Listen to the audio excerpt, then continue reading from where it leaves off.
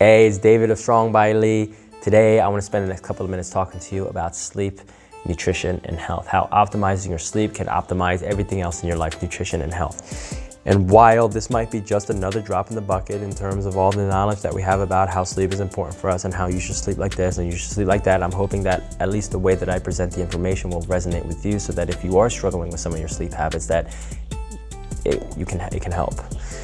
There is no shortage of information out there. And I don't think it's that information is what we need. What we need if we want to improve our sleep habits are accountability and tailored information based off of our situation. And while I don't know what everyone's situation is, I'm hoping that the recommendations I put forth in this video, including the rationale, will at least enlighten you and help you make some sound decisions, or at least plant some seeds in your brain. We know that sleep is important. If we have good sleep, we have better motivation, we have better energy, we feel better about ourselves, we're a more pleasant person to be around, we have more willpower. So if we have more willpower and discipline, we're gonna be more likely to go to the gym, to work out, to push hard, to say no to temptations, and to get our health in gear. But like I said, we have a hard time executing on the things that we already know. We have that basic knowledge, but we need a little bit more practical steps. We need some rationale, the rationale behind sleep. Twofolds. Number one, the timing of sleep. When you sleep less, you extend your feeding window, meaning that you are going to be awake longer, which means that you're giving yourself more opportunities to snack and bring in calories. Many people who sleep less tend to add more hours onto the end of the day. Instead of sleeping at 11 a.m. or 11 p.m., they might sleep at 2 a.m. And what do some of us tend to do when we're up late at night? If we're just sitting in bed staring at the ceiling because we can't fall asleep, or we're reading an engaging novel, we're watching TV, we're playing video games, we are in a tiff with our significant other, getting stressed out. And when we're up late at night doing mindless activities, what do we tend to do? We tend to mindlessly snack. And what do we tend to mindlessly snack on?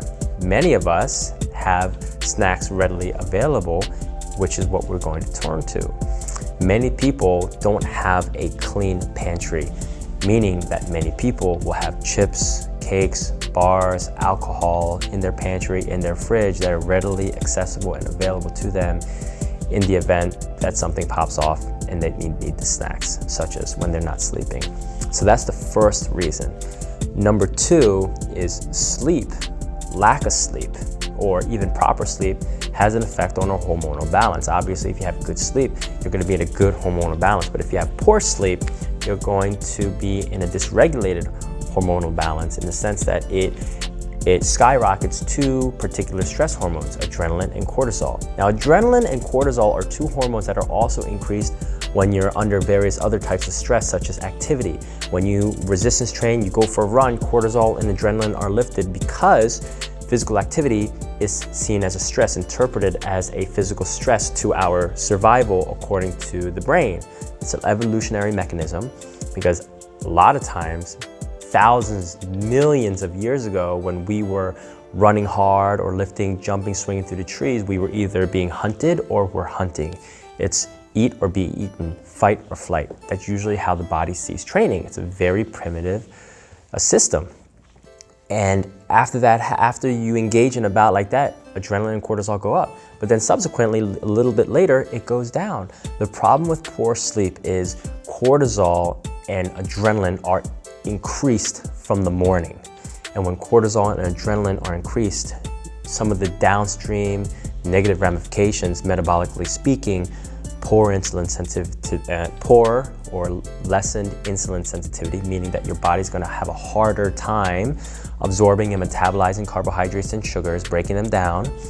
You're going to have dysregulated blood pressure. It's going to put more strain on the heart because adrenaline tends to increase the heart rate, constrict the blood vessels. So your blood pressure is, like I said, blood pressure is going to be dysregulated.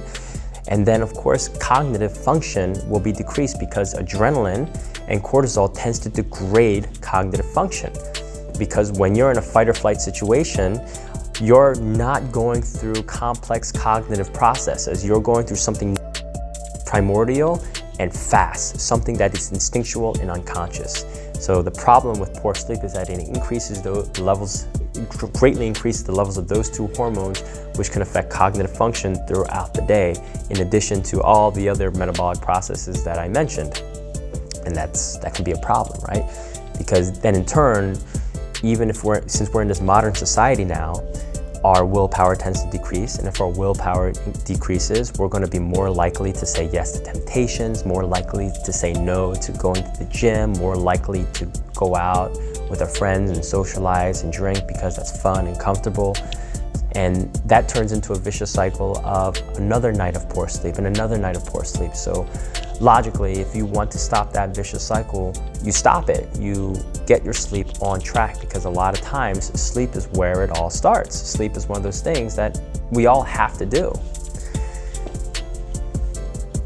And if we want to get our sleep under control, okay, now we talked about how from a realistic standpoint, poor sleep can lead to more opportunities to indulge. And then of course we talked about the metabolic ramifications. Now, there are three things that we want to focus on if we want to improve our sleep, three things that we need to be aware of.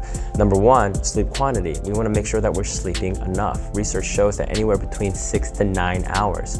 Some people function well on 6 hours, some people can't function on 9 hours.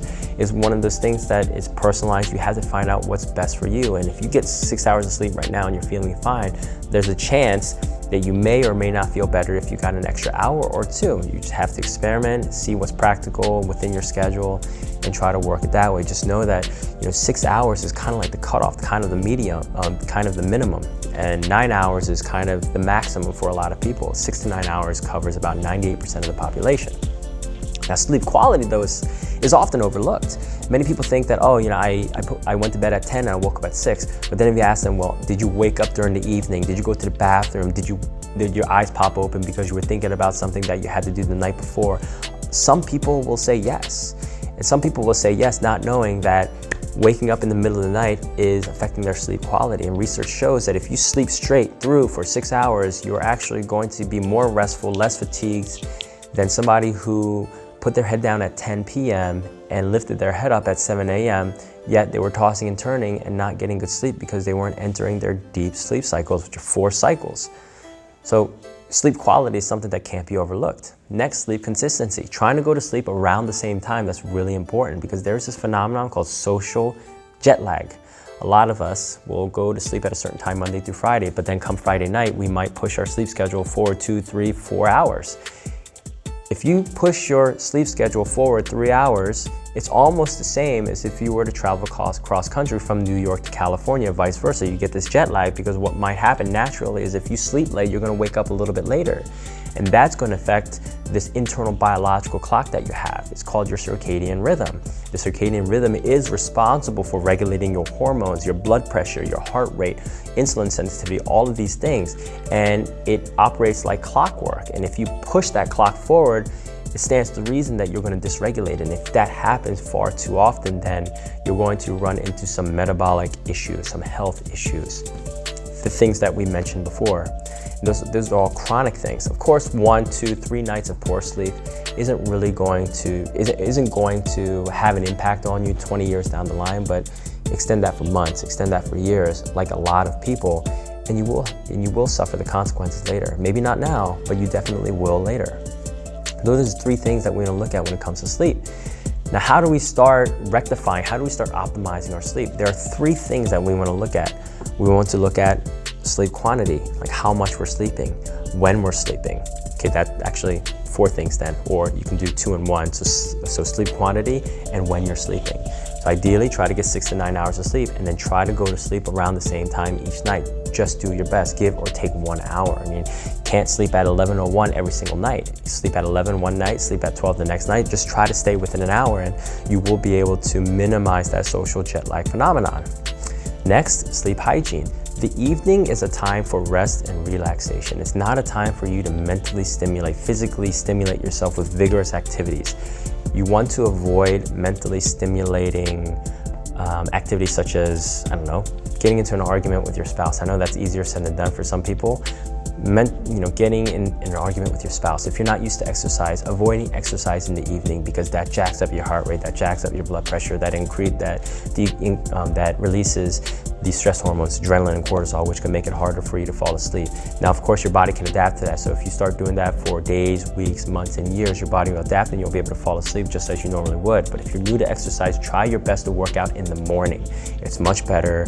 You'll have better blood pressure control. You'll have better insulin sensitivity throughout the day. And of course, if you start the day with exercise, you're more likely to make better decisions because you're starting the day with something good for yourself. You also want to control the lights, meaning try to keep it as dark as possible. Either wear night shades or the shades around your eyes or get blackout curtains, but try to make it as dark as possible.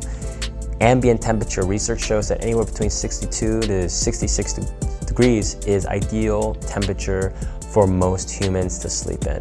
You don't want to be too bundled up, but you also don't want to be too cold. Though try to play with the temperature a little bit, see how you do. Of course, optimal humidity. If it's too dry, your nasal passages are going to dry out. It's going to be hard for you to breathe. You're going to wake up with a dry mouth. It's going to be very unpleasant. In terms of humidity, you want 40 to 60% humidity. Get a humidimeter. Try to figure out how much humidity is in your room. For us, we try to increase our humidity by putting out a bunch of damp towels on a clothes hanger. So humidity, light exposure, temperature, rest and relaxation, trying to stay away from mentally stimulating activities. Now, if you want ways to help facilitate or catalyze mental relaxation, you can try guided meditation. There's an app by Sam Harris. He's a neuroscientist. He's a PhD in neuroscience called Waking Up. Guided meditation. He also has lessons in there that's really useful for learning mindfulness, meditation, how your